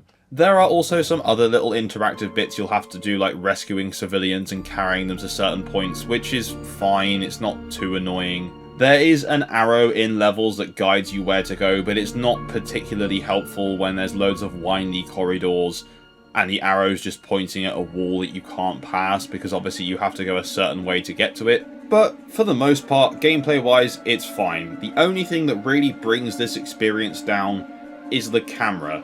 Oh my god, I had so much problem with the camera in this game. It's so awkward, it doesn't turn with you at certain points when it really should. And because the PSP only has one analog nub and a D-pad on the same side, you couldn't really move both at once. So you can move the camera with the D-pad, but you can't be walking or moving whilst you do it, because you only have one thumb on that side. But even if you emulate this game and remap the D-pad controls to another analog stick on a regular controller, you still can't move the camera and move Spider-Man at the same time. Which of course would not be an issue if the camera, without controlling it, worked well enough. So, Spider-Man 2 has these pretty nice pre-rendered CG cutscenes that feature the voice actors from the films. In fact, the PSP version is the only version of the game to feature J.K. Simmons reprising his role as J. Jonah Jameson, which is pretty cool. These cutscenes look pretty good, even by today's standards, to be honest with you, and honestly, the game itself doesn't look that bad either. Bearing in mind this was made in an older engine by the time this launched on the PSP, it still looks pretty good. I mean, when you're playing it on the actual PSP console, it looks nice because the screen's small. If you're emulating this and stretching it to a full 1080p screen, it's obviously going to look worse. The Spidey suit looks good, the NPC civilians just look fine, the textures and grounds and everything, they look fine as well. There's some interesting design choices for some of the characters. I have to say I was a bit confused by the Mysterio design. I'm not sure if that's one from a comic that I've missed, but I don't remember him looking exactly like that, but hey ho. Whilst the game does loosely follow the plot of the film, there are a lot of additions to this plot of different characters, including, as I mentioned, Mysterio, the Vulture, Shocker, and the Rhino. Even with these additions to the plot, it does still follow pretty much the same beats that the film does, just with some extras. One thing I do fondly look back on in this era of Spider-Man games is Bruce Campbell narrating the tutorial and just the rest of the game, and he does that once again in this PSP version. So if you played any games from this era, you'll know to expect some pretty funny one-liners and sarcasm throughout the game. So, in terms of critical response, honestly the game didn't do too bad. I mean, bearing in mind it was the very first 3D Spider-Man game on a handheld system, I think they did a pretty good job. So, the meta score for this game is a 67 out of 100. Not great, but not bad either. It puts it in the mixed or average realm, and that goes for the user score as well with a 6.2 out of 10. I think if you played this game back in the day when it came out, you would definitely look fondly back on it, but I think going into it with a new look, it's not quite as good. So in this video, I've got the games in order of release, and the date that I'm referring to is the European release. Now, interestingly enough, for our next couple of entries, they both actually launched on the same day. So to break up the Tobey Maguire Spider-Man games, we are next looking at Spider-Man Friend or Foe. This game launched on November 2nd in 2007 and was developed by Artificial Mind and Movement, who were known for porting licensed games to handheld and would eventually go on to make the Iron Man DS game as well. So the game opens with a pretty nice CG cutscene that I'm pretty sure is in most versions of this game. It's Spidey fighting the Green Goblin, Doc Ock and some other villains, and he gets assisted by the New Goblin. Then they are all attacked by a group of mysterious symbiotes, and then they all teleport away. So, unlike most Spider-Man games, this game is a beat-em-up with a tiny bit of platforming. There is next to no web swinging in this game, with just a few platforms needing you to use it, and to be honest with you, you can also play as loads of other characters as well that aren't Spider-Man who don't web swing, so it's not so vital to this game. In fact, this game does have a pretty impressive roster.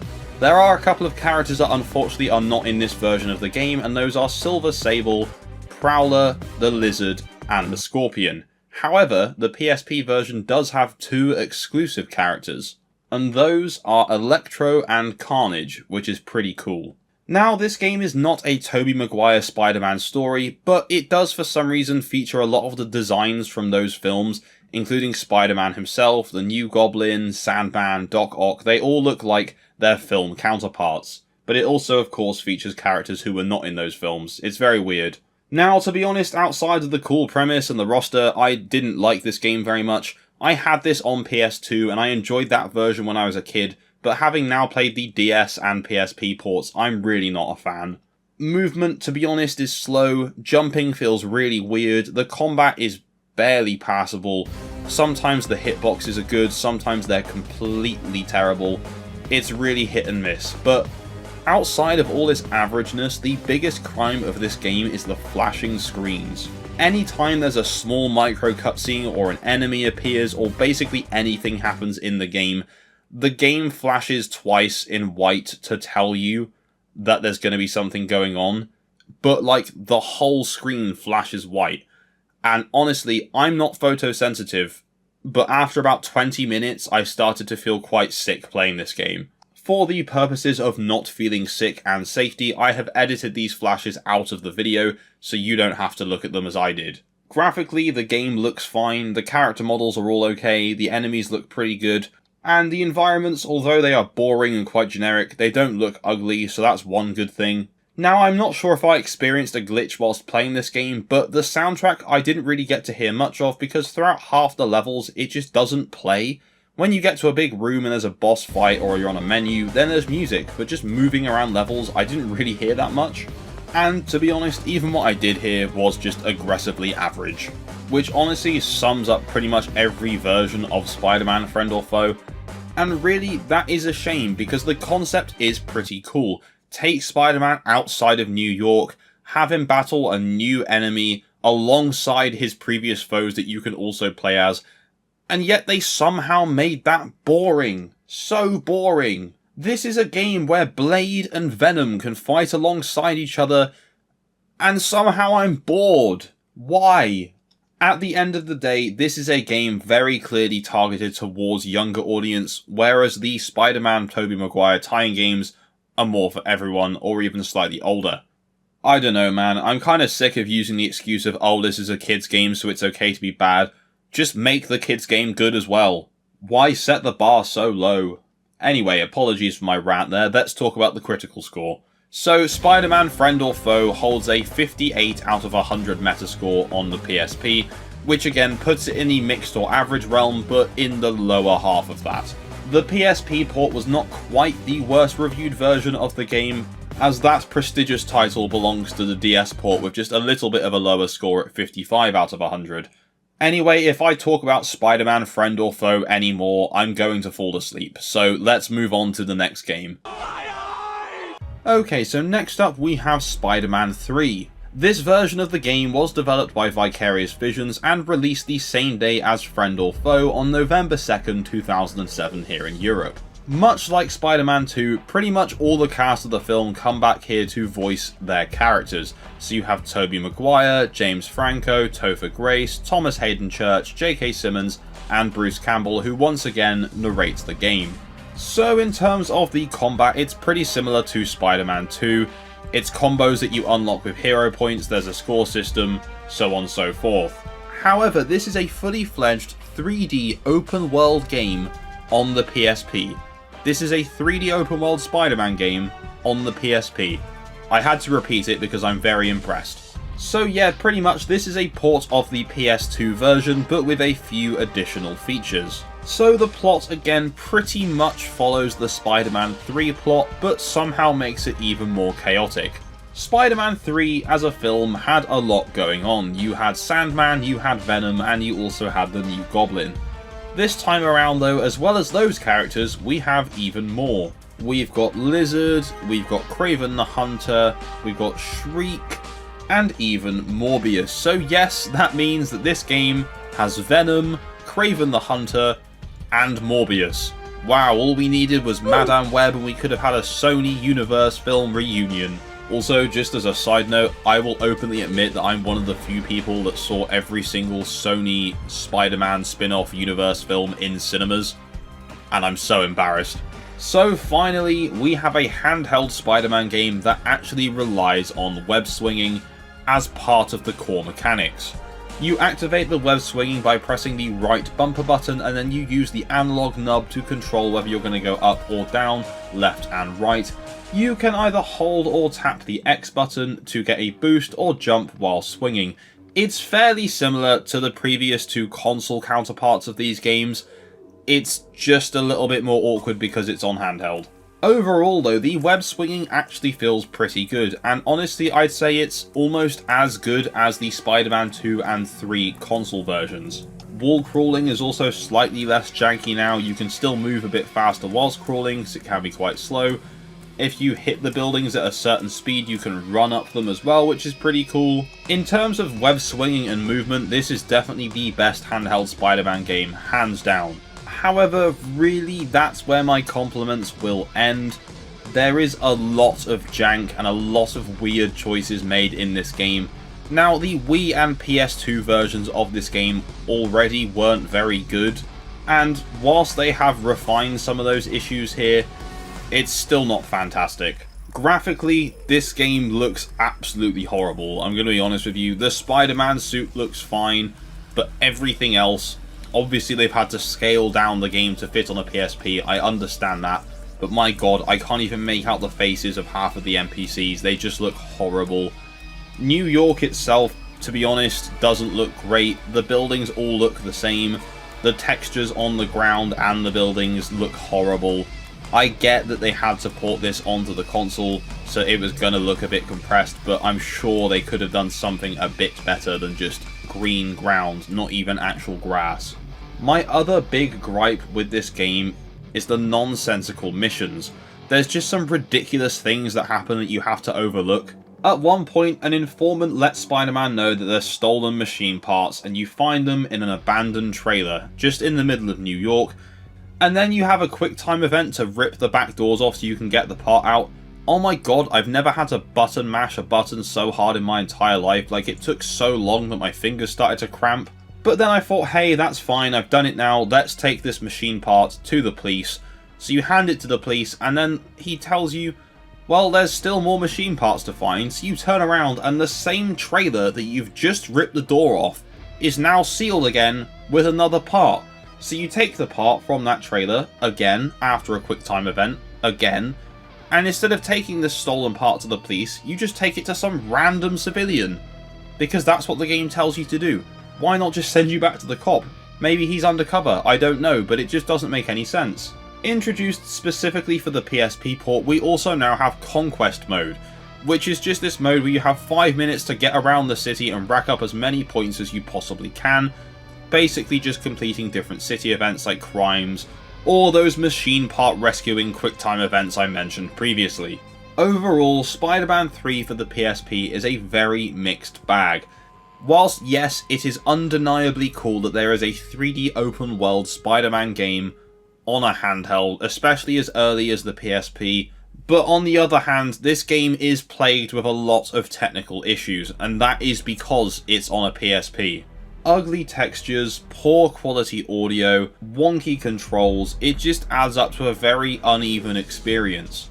I would say unless you really want to play a 3D open world Spider-Man game on a handheld console, just don't bother playing this.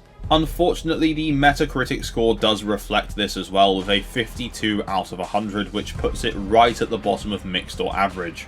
Again, I think if you played this game back in the day when it came out, you'll probably have some heavy nostalgia for this, but if you go into this with a fresh set of eyes, it's probably not that great. Now, if you've made it this far in the video, please comment the iconic "See ya chump" in the comments down below. See ya chump. So last but certainly not least, we have Spider-Man Web of Shadows Amazing Allies Edition.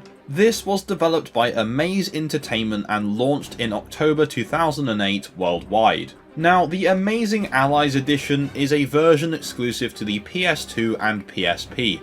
It's a 2.5D side-scrolling platformer beat-em-up.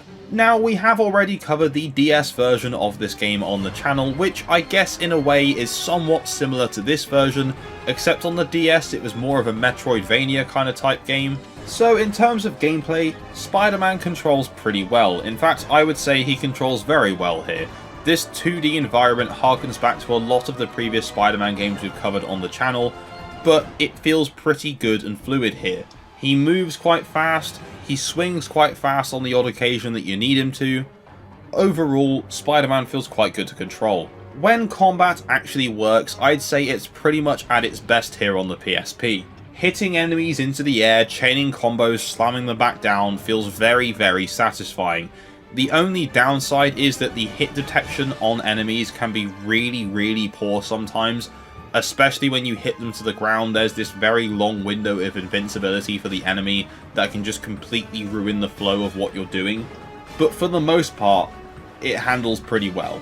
So let's talk about the ally system. In the main home console versions of this game, you had a variety of different allies that could assist you, pretty much depending on whether you were a good guy or a bad guy. There is still that morality system in play here, but it doesn't really affect the game as much as it does in the home console versions, so instead you've now got power-ups. At any given time in a level, you can have 5 different, or some of the same power-ups if you want, assigned to your screen. They can vary from something as simple as a health boost, an attack boost, or you can have someone like Moon Knight pop up and help you on the screen. The allies range from ridiculous things like the citizens of New York throwing stuff, Stiltman, but then you've got characters like Storm and Moon Knight, which is pretty cool. I played this game for a couple of hours and not once did it really explain how this power-up system worked. About 40 minutes in, I just kind of figured it out and started using them. But overall, it's a pretty nice addition to the game, and they can actually help you turn the tide in a boss battle. Now, in the other versions of Web of Shadows, Spider-Man doesn't really feel like himself. He just whines a lot and moans all the time and just doesn't really act like Peter Parker. But here in this game, the dialogue is very Peter Parker-esque. In fact, at some cases, it's actually very funny. Whilst he will occasionally say little one-liners, most of the dialogue in this game is delivered on screen as text. And whilst that does sound quite boring, it works quite well. There's a few different options you can choose from that affect your morality, but what it really does is it either gives you power-up points to your normal suit, or to the symbiote suit. There are lots of occasions where you can simply just tell citizens you're not going to help them, and you're just going to leave them in like a collapsing building or something, which is quite funny, but because I'm such a nice guy, I just saved everyone anyway. I think something in this game that stands out to me is that at some point in the story, quite early on, you find J. Jonah Jameson captive in some secret fortress, and he's been cloned, and they've made the clone super nice. There's this brief moment of panic where Spidey thinks, oh god, which one's which? And then the minute one of them starts shouting, you know exactly who you've got to save. I think what makes this game quite good is that it really just feels like a throwback to the early days of Spider-Man games, like we're talking the 90s, and it kind of sticks to that for better or worse in terms of the jank. But to be honest, overall it's a pretty fun game. It did feel a bit strange going from a 3D open world straight back into a 2D platformer, but honestly I had more fun with this than I did with Spider-Man 3. Now, in terms of critical response, Spider-Man Web of Shadows on PSP doesn't actually have enough critic reviews to have a metascore, but if we take the 3 review scores that it does have and average that, it gives you a 74 out of 100, which is a pretty good score. In fact, that would mean that Web of Shadows Amazing Allies Edition is the best reviewed Spider-Man game for the PSP, which, honestly, I can kinda get behind. And so that takes us to the end of our look at the Spider-Man games released for PSP. And for our final handheld console, we have the Nintendo 3DS. Spider-Man had a pretty good run on the Nintendo DS. Sure, he had some lows, but he also had some highs. So, how do Spidey's adventures hold up on the 3DS? Whilst there were nearly 10 Spider-Man solo games on the Nintendo DS, the 3DS on the other hand has only 3. So let's go through these games in chronological order, see what made them good, what made them bad, as we dive into what happened with the Spider-Man 3DS games. So first up we have Spider-Man Edge of Time, released in October 2011 across North America, Europe and Australia. This game launched on Nintendo DS, 3DS, PS3, Xbox 360 and Nintendo Wii. All versions of this game except the DS port were developed by Beenox. Now, the DS port took some creative liberties with the story, but thankfully the 3DS version follows the same story as the other 3 console counterparts. The story sees Spider-Man 2099 and the present-day Spider-Man tied together across time, fighting different threats, trying to prevent the original Peter Parker's death, as well as Alchemax taking over in the 2099 timeline. Before I go any further into this, I was quite surprised to find out that Walker Sloan, which is one of the villains in the game, is voiced by Val Kilmer. Huh? Anyway, once you launch up the game, you get a pretty cool cutscene, and then the title screen is just Miguel walking into the camera holding Peter Parker, but the background isn't moving, so he's just walking on the spot holding this corpse. So upon starting the game, you are immediately thrown into a fight between Peter and the Anti-Venom.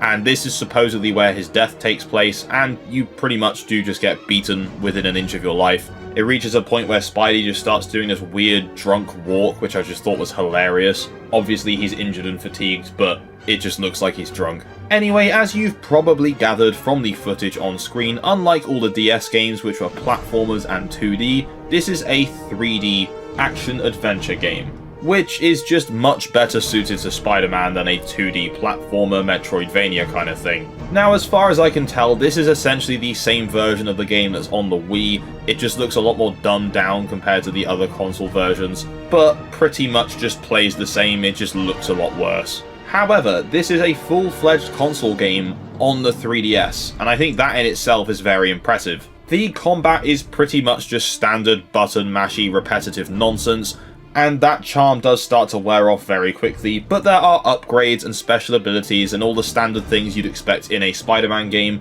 to be present. Edge of Time across the board introduced a system called the Cause and Effect, which means that one thing that Peter Parker would do in present day would affect Miguel in 2099, and vice versa. If you think about it too much, it doesn't really make any sense, but when you're playing the game, I have to admit it is a pretty cool feature. Now, unlike in Shattered Dimensions where you had several different Spider-Men with several different gameplay styles, Miguel and Peter both pretty much play the exact same way, just have different abilities. There is of course web swinging as well, but due to a lot of the spaces in the game being quite confined areas, you'll mostly be web zipping around and crawling on walls. The soundtrack to Edge of Time is something else I do have to praise about this game. The music was written by Gerard Marino, who was the lead composer for the God of War games, so it kind of makes sense that it's pretty good. Now, other than the repetitive gameplay and sometimes wonky web swinging and movement, one thing I do have to say is sometimes this story just doesn't really feel like Spider-Man. This was written by actual comic book writers, but there's moments in the story where Peter's just a complete idiot for no reason whatsoever. Overall though, the story itself is very interesting. It's completely absurd and nonsensical, but it's a lot of fun. Now, out of all 4 main versions of the Beenox developed game, the 3DS version is actually the lowest critical scoring out of the 4. The highest was on the Wii, interestingly, which is a 62 out of 100, but the 3DS sadly only has a 50 out of 100 score on Meta. However, having done some reading, it appears that a lot of the issues with this game are actual glitches, game freezes and audio bugs, which I'm going to put down to the fact that this is a full console game squished onto a little 3DS cartridge. Maybe I'm just being a bit too nice. If I were to rate this game out of 100, I would probably put this around the 60 to 65 mark. I had a pretty good time playing it. I'm not in a rush to go back to it now I have played it, but it works. So, The Amazing Spider-Man was developed by Beenox and released on 3DS, DS, PS3, Wii and Xbox 360 in 2012, and then launched a bit later on that same year on Windows and mobile, and then eventually made its way to the Wii U, the Windows Phone and PlayStation Vita in 2013. To be honest, it was probably just easier to list the consoles it wasn't on at the time, because that's definitely a shorter list. So pretty much all versions of this game were a open world 3D Spider-Man game, exactly what you'd expect, but of course on the Wii and the 3DS, this was not the case. Of course, at least it wasn't just a 2D platformer like the DS version was, but they left out the open world feature for these consoles, presumably because it couldn't handle it. The Amazing Spider-Man game is one of those movie tie-in games that actually takes place after the events of the movie, which, in my opinion, is pretty cool. From what I can assume, this game is not canon to the Amazing Spider-Man film series, because there's stuff that happens here, like the Rhino appearing, when we have a version of the Rhino in the second film, stuff like that. Anyway, the story pretty much goes as follows. Peter and Gwen sneak into Oscorp after hours, because they've heard the company is continuing the lizard's cross-species experiments. Lo and behold, they kind of are. Then all the cross-species go mental because they sense Spider-Man's presence. They all break out, infect a bunch of scientists, including Gwen, and then Spidey has to go and round them all up, break the lizard out of prison to help him catch them, and that's pretty much the game. Along the way, as I mentioned, he does fight characters such as the Rhino, he also fights the Scorpion, Vermin, and at one point encounters Black Cat. To be honest, this game's story genuinely seems a bit more interesting than the one we got in The Amazing Spider-Man 2, so that's a shame. Anyway, aside from the weird first-person introduction to the game, gameplay in The Amazing Spider-Man is pretty similar to The Edge of Time. It's the same developers. They've kind of gone for a more Arkham-style combat system here, which is absolutely fine by me. Combat is still a bit button mashy, however. Web swinging is a little bit janky. Pretty much everything is exactly as it was in The Edge of Time, just a tiny little bit more refined than it was the first time round. Graphically, the game looks okay. I mean, it's a 2012 3DS port of a movie tie-in game, so I wasn't really expecting anything groundbreaking. There's a couple of moments that really made me laugh, like when Gwen first appears at the start of the game in this first-person cutscene. It's just really jarring. Hey there. Hey. Thanks for coming with me, Pete. You're brave. The other thing that really caught me off guard with this game was the really weird angle of a picture of Spider-Man on the start menu for the game. Anyway, Spider-Man controls pretty well. There's nothing particularly nonsensical about his controls for the 3DS. There's only a little bit of touchscreen involvement, which is for dodging, which is absolutely fine by me. And overall, to be honest, is a fairly okay port of The Amazing Spider-Man, especially given the console that it's on. One thing I do have to praise this game for, though, is getting the design of the Rhino right, because we all know The Amazing Spider-Man 2 is just a giant mechanical Rhino suit, and let's not even talk about Kraven the Hunter's design. Something that was pretty cool about The Amazing Spider-Man for the 3DS was this Vigilante mode that was exclusive to the console. This used the 3DS's Street Pass ability, so that if someone else you walked past also had a copy of The Amazing Spider-Man on them in their 3DS, then it would exchange data and you could help each other fight crime in this weird little mode. Interestingly enough, there actually was the black suit locked behind that mode, so if you didn't finish the Street Pass mode, you wouldn't be able to unlock all the suits in the game. Anyway, across the board, The Amazing Spider-Man reviewed fine, really. Every single version of the game that has a Metascore is in the mixed or average zone. Sadly, the 3DS is on the lower half of that with a 55 out of 100, with the highest version being on PS3, which is a 71. Now, to be honest, I'd say again, this game could probably sit about a 60, really. It's not a 55 worthy score. I've played far worse games with higher scores than that. Anyway, if you have made it this far in the video, please comment the famous Uncle Ben quote down below. With great power comes great responsibility. So now we move on to our final game. So last, and to be honest with you, definitely least, we have The Amazing Spider-Man 2. The Amazing Spider-Man 2 launched on the Nintendo 3DS, Windows, PS3, PS4, Wii U, Xbox 360 and the Xbox One across April and May 2014. Beenox handled development of every version of this game except the 3DS port, and honestly I really wish they had. But instead this one was developed by High Voltage Software, a developer you may recognise for a bunch of different tie-in games from the early 2000s. They made a Stitch game for PlayStation 2, a Disney Haunted Mansion game around the same time. They also sadly developed a couple of Leisure Suit Larry games which are just gross. Honestly, not the best reputation for a developer, but here we are. So, whilst the previous two Beenox developed Spider-Man 3DS titles were a big step forward from the Spider-Man DS releases, this one decided to take a big ol' step backwards and turn itself back into a 2D platformer beat-em-up. Great. So I went into this with a pretty open mind because I was well aware that the console versions of this game did not review well at the time. I've never played them, but I avoided them because they didn't do very well. And I thought, hey, maybe they focus more on the gameplay, because now they don't need to worry about trying to get such a big game to work on a small console. They can just focus on having fun and creating a good time. No, they didn't even do that well. The gameplay is boring, uninspired, and just a big step back even from the DS-era Spider-Man games. I'd quite happily take any of those over this one. The issue that I now have is this game isn't so bad that it's good, it's just so boring that it's just bad.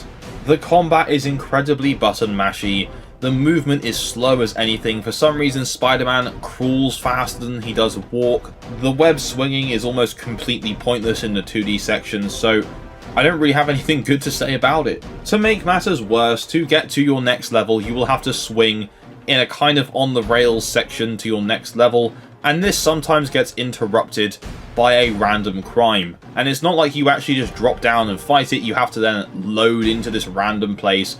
The first one I did threw me into a building and just told me to defuse 13 bombs in 2 minutes and just acted like it was just a normal thing. Just some really bizarre design choices all round. The sections when you are between levels and web swinging, you have to get to the end of the part of the city you're in within a certain time limit, or else you just have to redo it for some reason.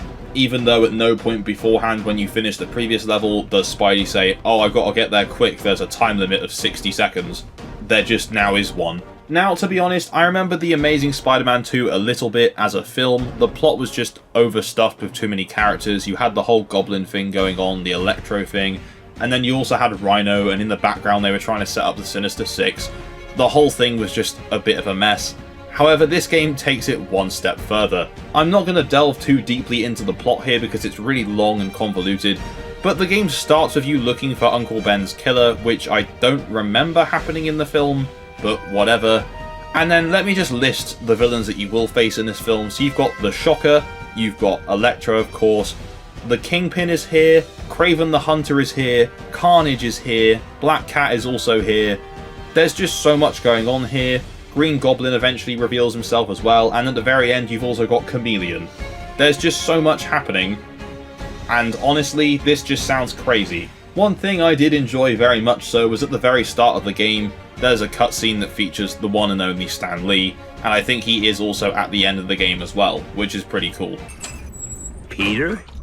Hey, Stan. Oh, welcome back, true believer. Anyway, in terms of critical response, this game doesn't actually have a Metascore for the 3DS, but the user score is generally unfavourable with a 4.3 out of 10.